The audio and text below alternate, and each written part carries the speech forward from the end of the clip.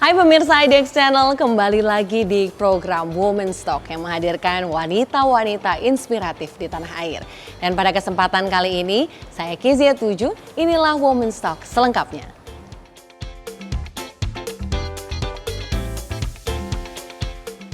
Industri perhiasan merupakan salah satu sektor andalan dalam memberikan kontribusi terhadap perekonomian nasional melalui capaian nilai ekspornya.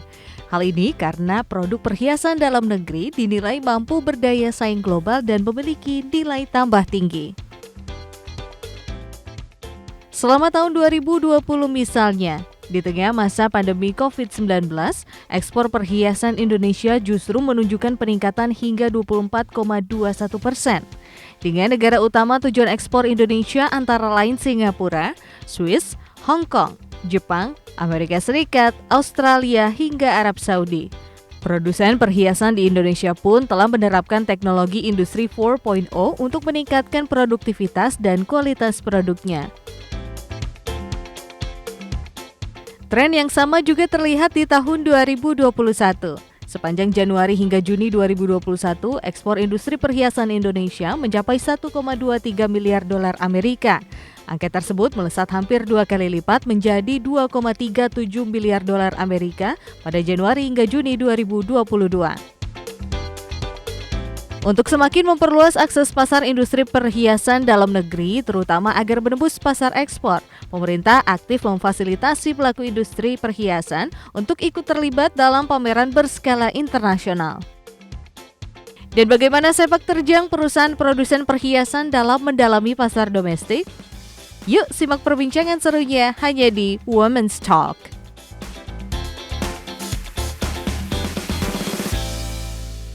Nah pemirsa, kali ini saya akan berbincang dengan Yela Grace yang adalah COO dari Aurum Lab. Halo, apa kabar Mbak Yela? Hai Mbak Keisha, baik-baik. Kamu apa Sehat, kabar? Mbak Yela? Baik. Mbak Yela, unik sekali namanya, nama perusahaannya adalah Aurum Lab. Biasanya kalau perusahaan perhiasan identik dengan nama jewelry, biasanya belakangnya ya. Nah, kenapa memilih nama Aurum Lab? Apakah ada arti tertentu di balik nama tersebut? Aurum Lab sendiri itu adalah aurum itu kan nama kimianya dari emas ya. Sesuai dengan apa yang kita jual itu adalah perhiasan emas. Jadi kita ambil nama aurumnya dari emas. Kenapa lab? Laboratorium, orang mikirnya kayak ini pertama kali tuh laboratorium, kenapa laboratorium gitu kan. Kayak di laboratorium kan orang bebas berkreasi ya, mau lakuin eksperimen apapun bebas gitu, terserah. Nah kita juga ngambil dari filosofi itu, jadi supaya kita tuh anak-anak aurum itu bisa bebas bereksplorasi, ekspresi, bebas terserah mereka. Oke, bebas berekspresi dan mengeksplorasi ya. Unik sekali. Nah, kalau mau lihat ke belakang nih Mbak Yela, dari awal pendirian Aurum Lab ini seperti apa? Kapankah didirikan dan bagaimana kemudian akhirnya Aurum Lab ini muncul? Dan kenapa Mbak Yela sendiri bisa ada di industri ini? Aurum Lab ini tuh berdiri, jadi Aurum Lab itu berdiri tahun 2020. Kita tuh berdiri di Februari 2020, jadi kayak tepat 1 bulan sebelum pandemi ada gitu kan, kayak terjadi pandemi. Kita baru mulai 2020, itu kita launching Aurum Lab di tanggal 2 Februari. Ya itulah pendirian Aurum gitu. Terus kenapa aku ada di tempat ini, kayak memang aku suka aksesoris kan awalnya, kayak lucu aja ya nih aksesoris. Terus kayak oke deh, gimana kalau misalnya kita buat aksesoris yang orang bisa pakai terus-terusan gitu. Itulah asal mula kenapa aku ada di sini, dan itu Aurum gitu berdirinya. Oke, dan perusahaan perhiasan sebetulnya di Indonesia sebenarnya bukan hal yang baru ya Mbak Yela. Nah, apakah ada kualitas tertentu yang Aurum Lab berikan? Kita perhiasannya tuh kan 9 Kak. Jadi kalau misalnya perhiasan emas itu kan identik sama kayak, aduh mahal ya perhiasannya, terus kayak untuk ibu-ibu gitu kan, banyak kan gitu. Karena memang tujuan kita adalah, target pasar kita adalah wanita muda. Perbedaan kita adalah dari desain modelnya barang. Jadi barang-barang kita itu memang didesain khusus untuk anak-anak muda, jadi kayak lebih modis lah gitu. Selain itu juga kita pengen untuk membantu empowering young woman untuk bisa berkreasi, bereksplorasi gitu. Jadi kayak ada value khusus yang kita mau sampaikan ke wanita-wanita muda lewat Aurum Lab. Gitu. Oke, wah ada pesan khusus yang mau disampaikan ya untuk wanita-wanita muda. Nah, perhiasan cenderung dengan proses yang panjang karena melewati begitu banyak tahap yang seperti kita ketahui ini. Apakah ada teknologi tertentu yang digunakan oleh Aurum Lab? Teknologi tertentu kita punya pabrik sendiri kan. Jadi dalam pabrik kita itu semua mesin-mesinnya itu kebanyakan dari Itali. Jadi teknologinya pas presisi dan detail gitu. Jadi pasti integrasi juga dengan komputerisasi juga gitu. Jadi memang teknologi yang kita cukup baik dan udah ada license-nya juga di kita gitu. Oh, gitu. Oke. Sudah ada license-nya berarti ya? Sudah, kita juga sudah SNI ya. Semua perhiasan kita sudah SNI. Oke. Nah, Mbak Yela, kalau tadi awal cerita kita dengar berdiri di tahun 2020, betul ya Aurum Lab ini. Nah itu kan ketika pandemi baru saja terjadi di Indonesia nih. Apakah ada tantangan tersendiri yang dihadapi oleh Mbak Yela sendiri atau Aurum Lab secara keseluruhan? Mengingat ketika pandemi banyak sekali sektor-sektor yang turun, banyak sekali tantangan. Nah bagaimana pada saat itu? Kita tuh baru masuk itu di dunia perhiasan itu kan di 2020. Pas masuk tiba-tiba kita dengar kabar pandemi itu semua WFH, semua tutup, kita nggak bisa beroperasi apa-apa, kayak semua kalender marketing kita udah cancel gitu karena tadinya kan kita mau ada offline atau segala macam tapi nggak bisa karena kondisi dan keadaan yang nggak mendukung untuk ke hal itu juga gitu. Apa ya, kayak kita promosinya itu cuma via online. Nah itu tantangannya. Karena kita harus membangun kepercayaan masyarakat untuk beli perhiasan emas kita walaupun secara online gitu. Karena kan kalau waktu pandemi kan toko tutup, mall tutup gitu kan. Jadi orang mau beli perhiasan juga nggak bisa kan. Kita nggak bisa ngadain event juga gitu. Jadi ya itulah membangun kepercayaan masyarakatnya yang menurutku tantangan yang cukup berat untuk di awal-awal. Oke, karena mungkin orang-orang terbiasa kali ya Mbak Yela ketika sebelum pandemi membeli barang itu kita lihat dulu barangnya, kita pegang dulu barangnya ya. Kemudian Aurum Lab muncul menawarkan produk perhiasan bagi wanita-wanita muda di tengah pandemi dan lewat online dan bahkan sampai sekarang survive, luar biasa sekali. Nah Mbak Yela, terkait pasarnya, Aurum Lab itu menargetkan, tadi Mbak Yela sempat sebutkan wanita-wanita muda. Apakah ada range usia tertentu karena identik dengan model Aurum Lab tersendiri atau bagaimana Mbak Yela? Ya, target pasar kita itu wanita di usia 18 sampai 35 tahun. Gitu. Jadi memang seperti itu. Didesainnya juga untuk umur 18 sampai 35 tahun. Berarti desain-desain perhiasan yang modern yang bisa dipadukan dengan outfit-outfit zaman sekarang mungkin ya? Iya, betul. Betul, Mbak. Oke, kalau begitu menarik sekali. Saya yakin pemirsa IDX Channel juga penasaran dengan cerita dari Mbak Yela dan Aurum Lab tersendiri. Mbak Yela, nah kita mau penasaran nih tentang sosok Mbak Yela sendiri sebagai seorang leader di Aurum Lab. Nah Mbak Yela, ketika mulai memimpin Aurum Lab, apakah ada tantangan tersendiri? Apa yang ada di benak Mbak Yela ketika pendirian Aurum Lab ini? Pertama kali yang dirasain itu takut, jujur. Kayak takut, overthinking, bisa nggak ya aku megang tim ini gitu. Kayak aku bisa nggak ya mimpin, overthinking sampai stres gitu. Kayak itu ada banget waktu awal-awal gitu kan. Kayak mampu nggak ya aku gitu. Tapi aku tetap bertahan sama kayak yaudah ya kasih aja yang terbaik lah yang aku bisa gitu. Nggak fokus ke yang takut-takutnya, nggak fokus ke yang stresnya gitu. Tapi ada banget tuh stres sama overthinkingnya. Pasti karena mendirikan sebuah perusahaan yang baru ya, apalagi di usia Mbak Yela yang sekarang yang masih cukup tergolong muda, looks-nya juga muda sekali ya. Nah, Mbak Yela, kita penasaran nih waktu awal-awal pendirian Aurum ada berapa orangkah yang kemudian menemani Mbak Yela dalam mendirikan Aurum Lab di awal-awal pandemi saat itu? Kita awal itu staff ada sekitar 6-7 orang dan admin itu ada sekitar 3 orang. Iya. Dan kalau sekarang sudah berkembang menjadi berapa tim? Berapa jumlah tim yang ada atau berapa karyawan yang ada di Aurum Lab? Untuk sekarang itu praise God kita udah sampai 30 ya untuk di luar yang tim produksi gitu. Jadi sekarang ada 30 orang. Dari itu, dari jumlahnya saja saya yakin bukan hal yang mudah ya Mbak Yela dalam memimpin begitu banyak orang, begitu banyak tim di dalamnya. Nah dari Mbak Yela sendiri apakah punya ciri khas kepemimpinan atau dalam hal kepemimpinan apa sih yang menjadi tantangan Mbak Yela apalagi mendirikan Aurum dari yang awalnya beberapa orang saja kemudian sekarang sudah berkembang berkali-kali lipat jumlah karyawannya. Aku tuh selalu kayak menganggap kayak mereka itu bukan sebagai cuman partner kerja gitu. Aku selalu memposisikan diriku dan aku mau berperilaku sama mereka tuh kayak mereka tuh teman aku gitu. Teman aku kayak kita harus jadi berteman dulu.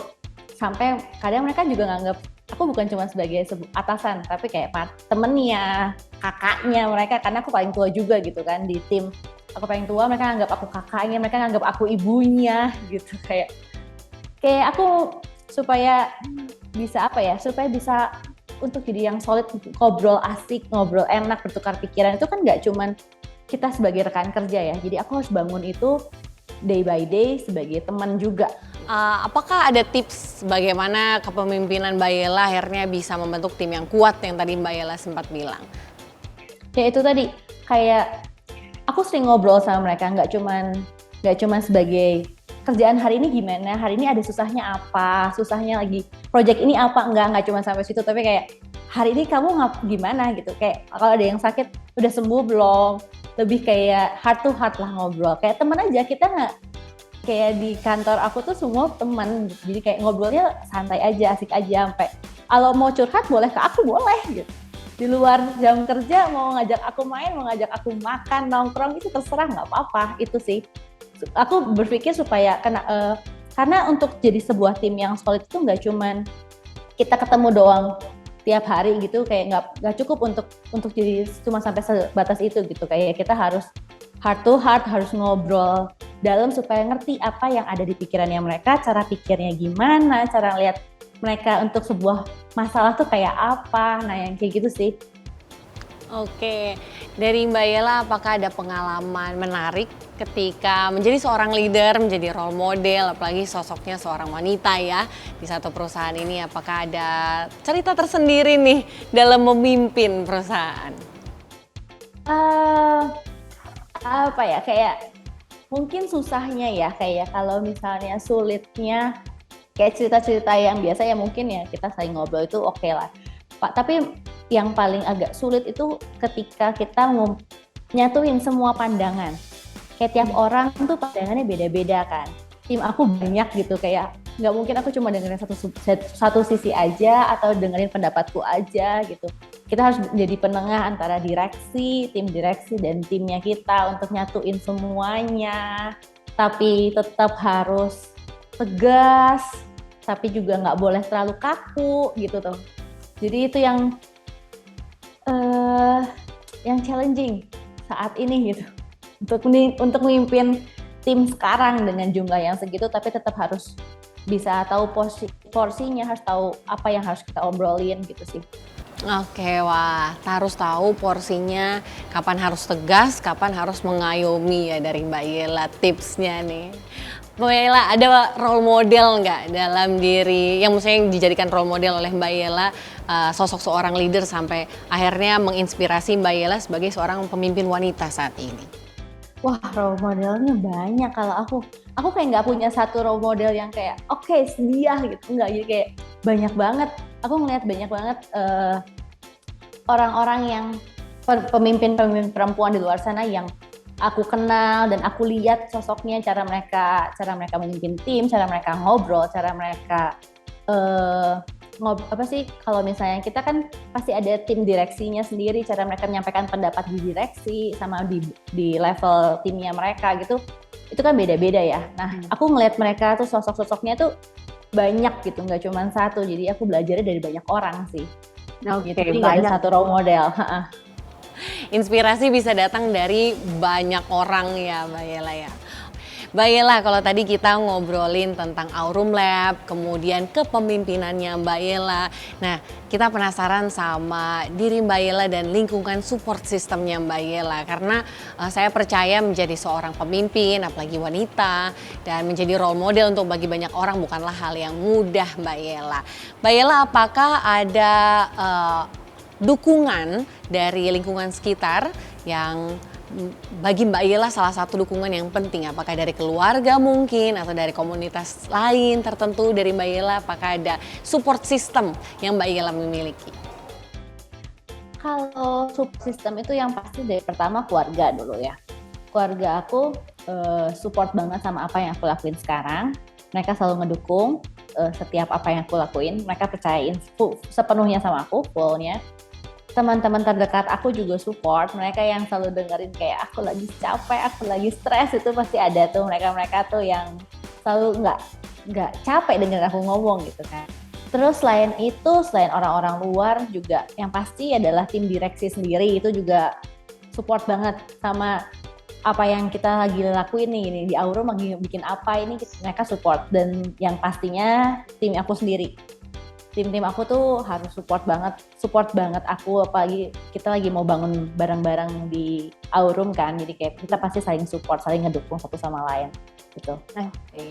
Mbak Yela dalam memimpin Aurum, bagaimana Mbak Yela membagi waktu dengan keluarga, misalnya kehidupan Mbak Yela sendiri, bagaimana balance antara bekerja, menjadi leader, kemudian untuk mungkin jalan-jalan misalnya, apakah ada tips-tips tertentu nih biar ada work-life balance-nya dari Mbak Yela?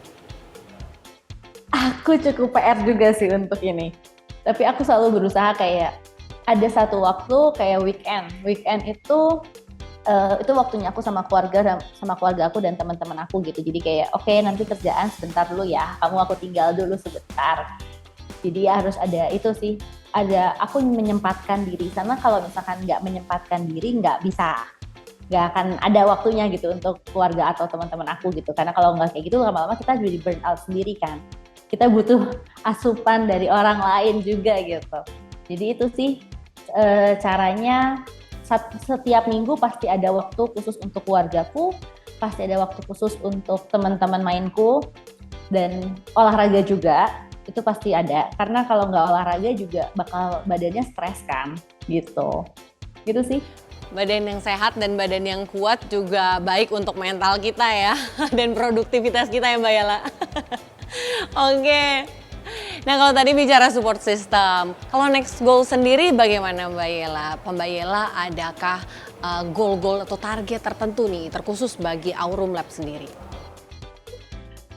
Target khusus untuk Aurum Lab, yang pasti kita mau gedein pasar kita ya, kita mau gedein market kita lagi gitu, karena kita lihat market wanita itu besar banget di Indonesia, gede banget, jadi kita mau gedein itu dulu, kita fokusin di situ. Sementara kita kan masih online sekarang kan, jadi Aurum itu memang kita online store. Nah kita mau meranjak ke dunia offline gitu. Siapa tahu kita bisa bangun beberapa offline store kita di kota-kota besar. Gitu.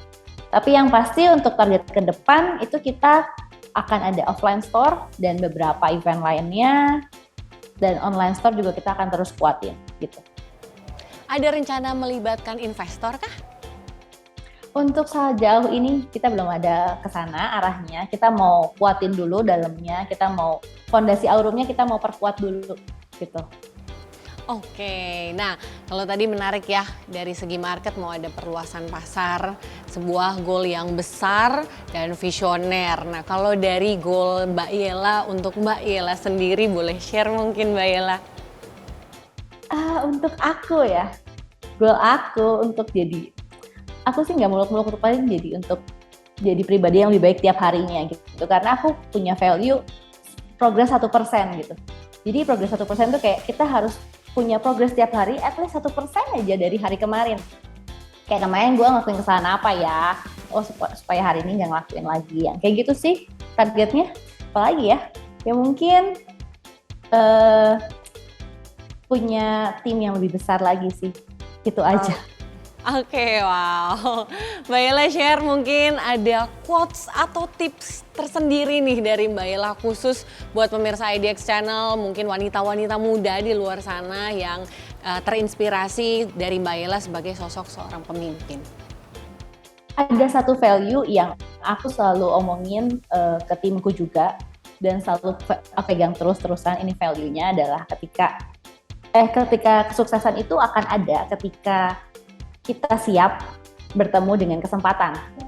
Jadi kayak kita harus terus ngelakuin hal yang kita bisa supaya sampai kita siap, saat kita sudah siap, kesempatannya ada, udah itu pasti jadi sukses gitu. Jadi tiap orang kan time-nya beda-beda ya. Tapi kalau misalnya kitanya nggak siap, tiba-tiba kesempatannya datang kan ya udah mubazir gitu aja gitu. Jadi kayak satu value yang aku selalu pegang dan quotes-nya adalah ketika kesuksesan itu adalah ketika kesempatan dan kesiapan itu bertemu. I see.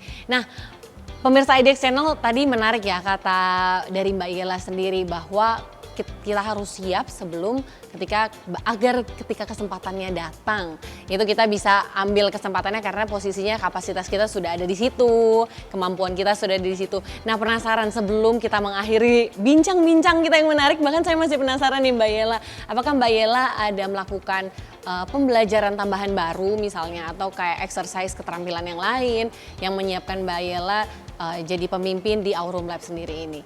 Kalau exercise khusus kayaknya aku enggak, jadi aku lebih sering dengerin teman-teman aku cerita. Jadi kayak kadang tuh cerita-cerita orang itu yang aku suka saring. Oh, ada pembelajaran baru apa ya? Pemikirannya kayak gimana ya? Dia cara memecahkan masalahnya kayak apa? Terus kayak networking misalnya, kayak kalau kita nutup diri kan kita nggak tahu tuh networking kita mana aja gitu kan.